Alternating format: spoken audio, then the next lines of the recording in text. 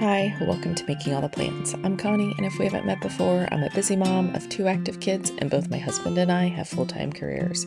My goal is to share with you how I stay on top of all life throws at me in one planner so that you might be able to do the same. Today, I have my HB90 notebook, and I am going to be setting up my Kanban board for Q2. This is the third month of Q2, so we've already gone through our review, worked through the whole HB90 process, and now I am just going to set up my tasks for the month of June. I do like to set up my tasks monthly because my content calendar does seem to change frequently, so I don't like to plan out more than a month in advance on my post-it notes. There has been a lot going on in my personal life in the last 2-ish weeks, and there have been some videos that I did not get recorded that I wanted to get recorded, or I've recorded them and did not get around to posting them. So I am planning on getting to those still, but they are going to have to get moved to June. It is time to get ready for June so that I am not starting behind. If you are not familiar with a Kanban board, it is normally set up with 3 columns. On the left side are your to-do items, the middle column is your in-progress items, and the right column are completed tasks. The page that you are looking at in my notebook now is representative of that first column, the to-do items. The in progress column lives in my planner so that it is always at my fingertips. Today, I am going to pull that out of my planner so that it is easier to work with. This is on a poly divider, and it is just at the beginning of my weekly section within my planner. Before I get down to writing out my tasks for the month of June, the first thing that I need to do is just go through and mark off all of those items that I actually did complete in the month of May. Anything that I did not complete that I am not moving forward to June, I will throw that post-it note away. Anything that I am planning on moving to June, I will just pull off and put to the side, and I will redate it when the time comes. When I complete everything on a post-it note, it does go back into my HB90 notebook. It does go on a separate page, and I treat this page as my completed column on my Kanban board. I do keep them separated out by month so that I can see how much I completed each month just by flipping through my notebook.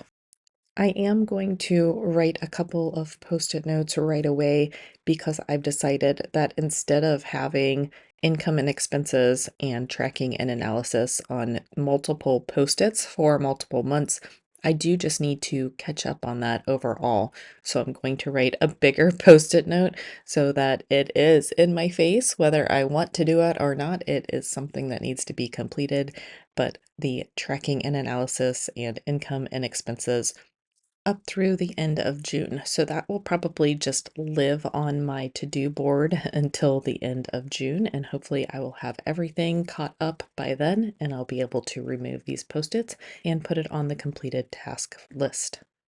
I am going to try to move the post-it notes around a little bit on this poly divider so that I can make more room for just my normal weekly tasks. I am pretty upset that that darker aqua color is still on this Kanban board. I am still going through the dryer saga, but we are afraid to get rid of our old dryer until the new dryer is completely fixed or replaced. So it is living in the garage right now. It is taking up my parking space, but until that issue is resolved, this post-it note will continue to live on my in progress task list. It is scheduled to not rain for a while, so we are hoping to be able to get some of this outside work done. And then section 1 and section 2 just refer to the areas of the basement that I would like to focus on. If the weather is good, however, I will be working outside, so I may not get to those this week. Now I have my to-do list empty. I have my in progress list showing those things that I am currently working on. I have a few items on my desk that need to either get moved forward or thrown away. But since this video is going up a little bit late, I am going to start a little differently than I normally do, and I am going to put together what needs to happen in the next 2 weeks in order to be successful. I will say that I am playing catch up even from recording this video because the night that I was going to edit this video, I ended up spending the evening in urgent care. We thought my son had broken his foot. Thankfully, he did not, but it was a 2 hour process plus the drive there and back. So, needless to say, I did not get the video edited when I wanted to. So the June Kanban video is going up today, which is June 1st. Then my June monthly went up yesterday. The June 2nd weekly setup video went up this morning on June 1st. And then we will go ahead and start writing out the rest of the post-its for the tasks that I need to complete in the next 2 weeks for videos. Each post-it note has 5 boxes on it, one for scripting, one for videoing, one for editing, one for scheduling, and one to watch and like the video once I've posted it. I do try to keep my post-its in the order that they will go up. Even though some of the videos take more time to script and plan ahead, it just works better in my brain if they are in the order when I want to post them. And then I will record my goals check-in today, but I will not get to editing and posting it until either tomorrow or Tuesday. Even though the original plan was to record it, edit it, and post it today on June 1st. So because I recorded this about a week ago, you are actually looking at last week's tasks as well as next week's tasks. As I mentioned, I do like to keep 2 weeks of tasks in my planner at once because I do like to work ahead on my videos when I have a chance. I do try to remember to write the dates in erasable ink so that it is easy to come back and change the dates when I need to. When I put my weekly action plan together for June 2nd, and that video will go up the morning of June 2nd, I will walk through how I move the post-its off of the sheet back into my notebook as they get completed and how I choose future tasks to go on this page. I will note that coming up, we do have some time away, so I will be probably putting 3 weeks of tasks on my in progress list at a time. I do need to get ahead so that I'm not trying to edit videos or post videos while we are taking our trips. I do try to post 4 videos per week. Some weeks I do not get to post 4, but then other weeks, like the start or the end of the month, tend to be a little bit more, and the end of the quarter usually tends to be pretty heavy with videos. So the end of June will be heavy in videos because I will be prepping for Q3 of 2025. And I'm surprised that it's already time to start thinking about quarter 3, but July 1st is right around the corner. Now that I have my in progress tasks all written out and ready to go, I will go ahead and set that to the side so I can put it back in my planner. And then we will move back over to writing out the task lists for the rest of the month. These will be done in reverse chronological order so that when I put them down in my notebook and they stack on top of each other, the ones that I need to work on the soonest will be on the top of the stack. I do keep my content calendar in Notion so that it is easy for me to move things around as I come up with new ideas or if I miss a video because of sickness or something else going on. but I do have my computer open to the right of me so that I can see those content calendar items. And again, I'm just working from the end of the month back to the beginning. A few additional notes if you've never seen me work through this process before.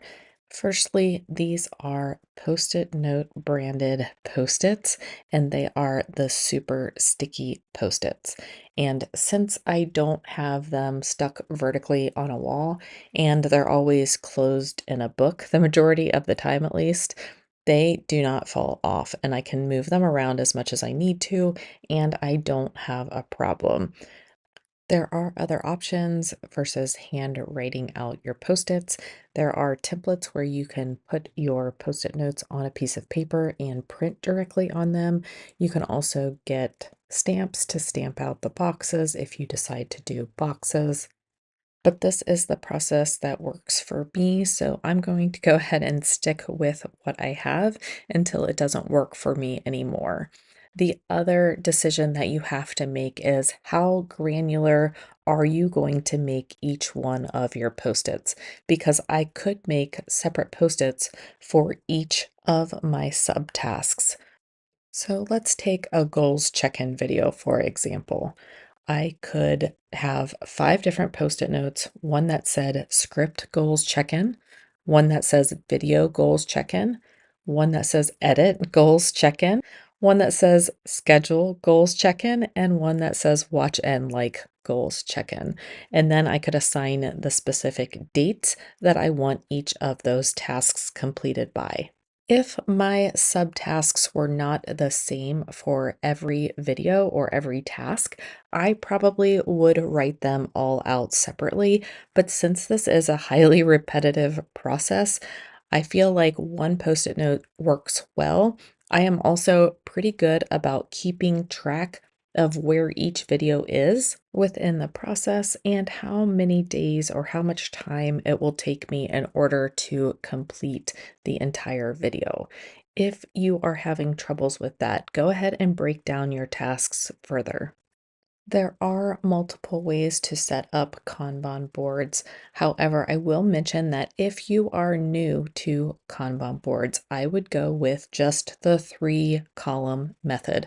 Whether you are using a paper format or a digital format, I would stick with the to do, in progress, and done, at least for the time being. But let me know down below if you are currently using a Kanban board, whether the traditional Kanban board or a modified version of it. If you have any questions about this or the HB90 method, please let me know in the comments down below as well. I am pretty sure that Sarah is not running an HB90 class for Q3, but I think she hopes to be back in Q4. Don't hold me to that, but I'm pretty sure that's what her plan was currently. I know that I will miss the motivational kickoff call, but I also understand that everybody does need a break from time to time, and I'm glad that she is able to get one in with her family. I can also tell you, having a kid going into his senior year and a daughter who's a freshman, time really does fly, and we have very limited time with our children. So if there's an option, always take that vacation. So thanks for joining me today. If you like this video, don't forget to hit like and subscribe. At the end of June, we will be preparing for Q3 of 2025. So if you hit that notification bell, you'll be notified of those videos. I hope you have a great start to your June, and I'll see you in my next video. Bye.